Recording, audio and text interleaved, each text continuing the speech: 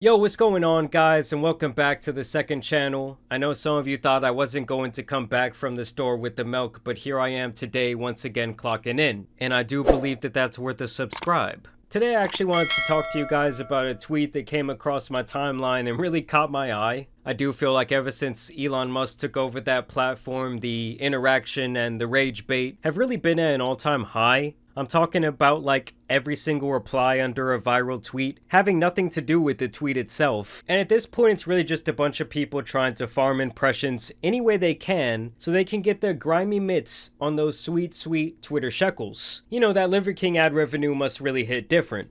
It's either you see those irrelevant type of replies or you see these AI corn bots posting up AI corn or saying things like, "See my pussy in my bio." So in general, it's getting very dystopian over on Twitter. And the man behind this first tweet is actually the guy that got caught up with those Haitian gangs a couple of weeks back. He goes by the name Your Fellow Arab, and he first burst onto the scene as a Fortnite YouTuber. But these days, he's interviewing various members of the cartel on a daily basis. Which, can we just acknowledge the jarring shift from one type of content to the other? And so here is his thought-provoking tweet, where he says, "I used to be a gamer. Professional at that.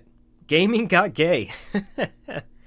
And I mean that literally. Fellas, is it gay to hold the controller these days, okay, using two hands? It used to be an escape from the woke. We could get on, release our anger and energy by calling each other every slur in the book. And it was no hard feelings, we're just playing. You know, I'm not really too into the go woke, go broke narrative that, gets spun every once in a while. It kind of reminds me of those guys who are always posting videos like, "Here's why Disney won't exist in 5 years. Mickey Mouse wants your kids." Like, have y'all ever been to Disneyland? The place is packed out like a motherfucker. I promise you they are not going under anytime soon. As a matter of fact, the day they lay me down in that dirt, I would bet my life savings that Disney will still be around. Either way, he continues on to say, "At some point there was a shift. Cat ears, e-dating, green and purple hair, inclusivity. But that's where it's wrong. See, gaming was already inclusive. No matter who you were, no matter the color of your skin, no matter your sexual orientation, you were discriminated against. It was a war zone, oh, so scary, where you could lay it all out. And we were all equal. Then they took over. Or them.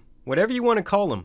Equality went out the window in the process of combating discrimination." I mean, can everyone not freely play games at this point, no matter what your race, religion, age? Like, who the fuck is stopping you? He says, "In the process of combating discrimination, it became less inclusive. One side was allowed to exist, they were accepting. Life is all about narrative." I guess I just don't really understand. Did he enjoy playing the game, or did he just like getting on there and saying a bunch of slurs? Like, to me, not being able to do that anymore so freely would only make me mad if I was like 12 years old. I get the point he's kind of trying to make here, like different people from different backgrounds can come together to enjoy something.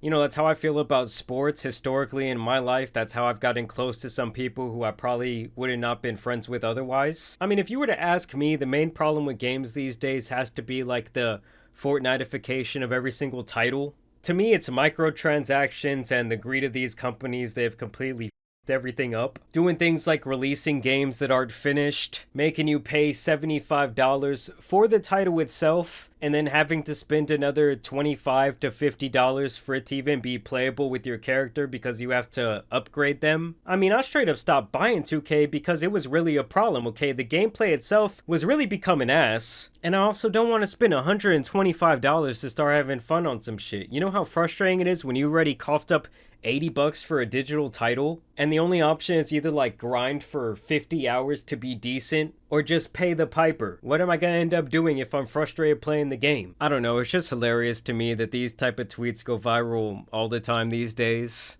You know, you can't tell me this isn't designed to just provoke people. But I wanna know what you guys think who play games out there. What do you think kind of f***ed everything up? Why do you think that everything feels so stale? Like, it's been a really long time since I've hopped on a new game and been like, oh, this is the game of the year. You can tell they were really passionate about making this one. Also, drop gaming recommendations in the comments down below. Either way, I do want to thank you guys for watching today's video on my second channel. Y'all make sure you subscribe so we can get to 50,000 people over here. But until next time, it's been your boy Jamari giving it to you raw, and I'm out. Peace!